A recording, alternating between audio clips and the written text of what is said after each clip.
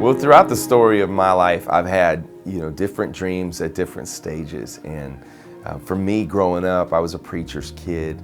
And my dad just has this love for sports, which was passed on to me. And so, growing up, the number one thing on my priority list was sports. And I was in the gym playing basketball. I was out on the field playing football and baseball nonstop. That's what I loved, and so people are always surprised to say, well, it wasn't music first? I said, no, it wasn't music first. I loved music, but it was all about sports. And going on through high school, I grew up in the Chicago suburbs, and I was a first baseman, left-handed, and I was having some really good seasons as a high school student.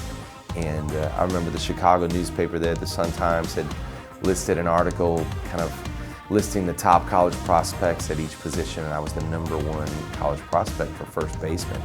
And that to me was my ticket punched, So my teachers, I remember my senior year, my teachers in my classes were like, how come you're not doing your work? And I was like, I'd push over that article in the Sun-Times, and that's how come I'm not doing my work. I'm gonna go play for the Cubs. And it turns out I couldn't hit a curveball. Turns out there were college scouts coming to our games. They weren't looking at me though. I thought they were looking at me. They were looking at my buddy who got drafted, the center fielder. And that's when I began to turn my attention towards a new passion, which was music. And that's when I began to step into my sweet spot. It wasn't about sports at all. So that was the beginning of a series of things that I would call like the best worst thing.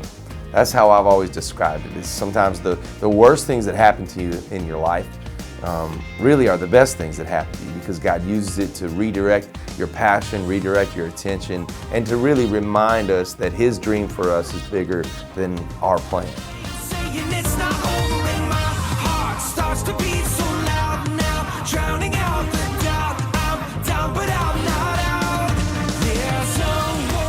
Sometimes finding home isn't always a direct path.